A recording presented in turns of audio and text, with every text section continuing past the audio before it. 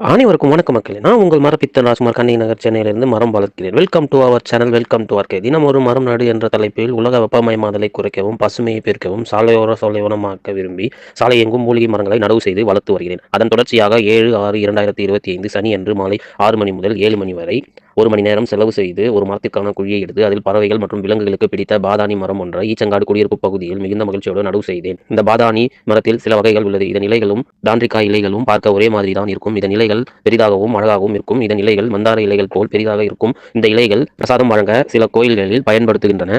இதன் காய், பழம், விதைகள் என அனைத்தும் உண்ணக்கூடியவை. இதன் பழங்கள், விதைகளை கிளி, குரங்குகள் அதிகமாக உண்ணும் என்பதால் இந்த மரங்களை சுற்றி கிளி, பறவைகள், விலங்குகளின் சத்தம் அதிகமாக இருக்கும். இதன் முக்கிய மருத்துவ பயன்கள்: எலும்புகளை வலுப்படுத்தும், செரிமானத்தை மேம்படுத்தும், சரும ஆரோக்கியத்தை பராமரிக்கும், உடலில் சூட்டை குறைக்கும் மற்றும் எடையை அதிகரிக்கும் என பல நன்மைகள் உள்ளது.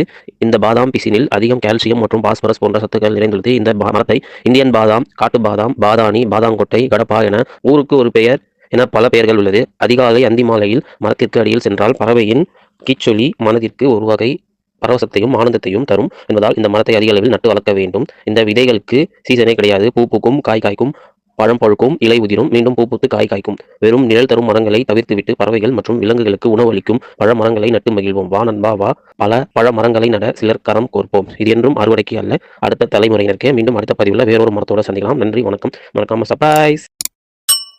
அனைவருக்கும் வணக்கம் மக்களே. நான் உங்கள் மரப்பித்தன் ராஜ்குமார் கண்ணகி நகர் சென்னையிலிருந்து மரம் வளர்க்கிறேன். Welcome to our channel, welcome to our கே. தினம் ஒரு மரம் நடு என்ற தலைப்பில் உலக வெப்பமயமாதலை குறைக்கவும், பசுமையை பெருக்கவும், சாலையோரமாக்க விரும்பி சாலை எங்கும் மூலிகை மரங்களை நடவு செய்து வளர்த்து வருகிறேன். அதன் தொடர்ச்சியாக 7/6/2025 சனியன்று மாலை 6 மணி முதல் 7 மணி வரை 1 மணி நேரம் செலவு செய்து ஒரு மரத்திற்கான குழியை எடுத்து அதில் பறவைகள் மற்றும் விலங்குகளுக்கு பிடித்த பாதாணி மரம் ஒன்றை ஈச்சங்காடு குடியிருப்பு பகுதியில் மிகுந்த மகிழ்ச்சியோடு நடவு செய்தேன். இந்த பாதாணி மரத்தில் சில வகைகள் உள்ளது. இதன் இலைகளும் டான்ட்ரிகா இலைகளும் பார்க்க ஒரே மாதிரி தான் இருக்கும். இதன் இலைகள் பெரிதாகவும் அழகாகவும் இருக்கும். இதன் இலைகள் மந்தார இலைகள் போல் பெரிதாக இருக்கும். இந்த இலைகள் பிரசாதம் வழங்க சில கோயில்களில் பயன்படுத்துகின்றன.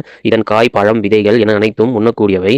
இதன் பழங்கள், விதைகளை கிளி, குரங்குகள் அதிகமாக உண்ணும் என்பதால் இந்த மரங்களை சுற்றி கிளி, பறவைகள், விலங்குகளின் சத்தம் அதிகமாக இருக்கும். இதன் முக்கிய மருத்துவ பயன்கள்: எலும்புகளை வலுப்படுத்தும், செரிமானத்தை மேம்படுத்தும், சரும ஆரோக்கியத்தை பராமரிக்கும், உடலில் சூட்டை குறைக்கும் மற்றும் எடையை அதிகரிக்கும் என பல நன்மைகள் உள்ளது.